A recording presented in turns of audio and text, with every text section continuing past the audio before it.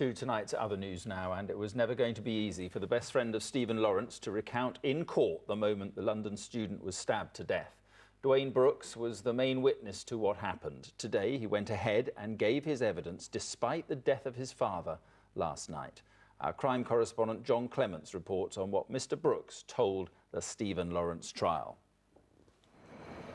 Dwayne Brooks came to court this morning burdened with grief for his best friend killed 18 years ago and for his father who died last night.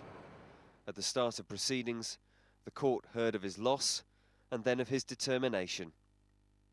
Mr. Justice Tracy told the jury, "I've given him the opportunity of postponing his evidence until the immediate pain of bereavement has subsided, but he's decided he wants to proceed today." Dwayne Brooks told the court that he and Stephen were walking towards a bus stop when they were racially abused. He said, "I heard a shout of 'what?' followed by a racially abusive term.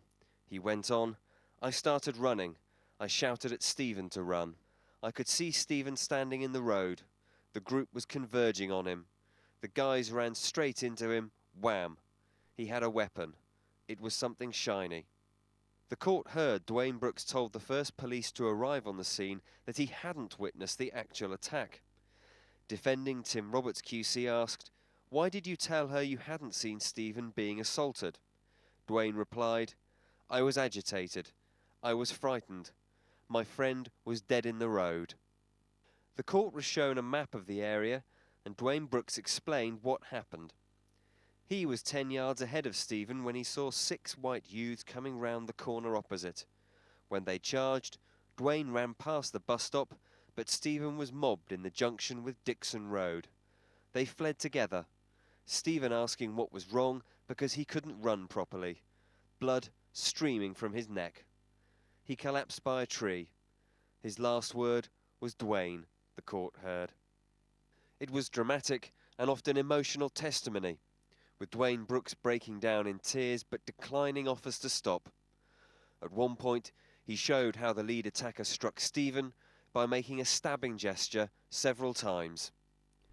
It was the last eyewitness account of the assault which ended Stephen Lawrence's life.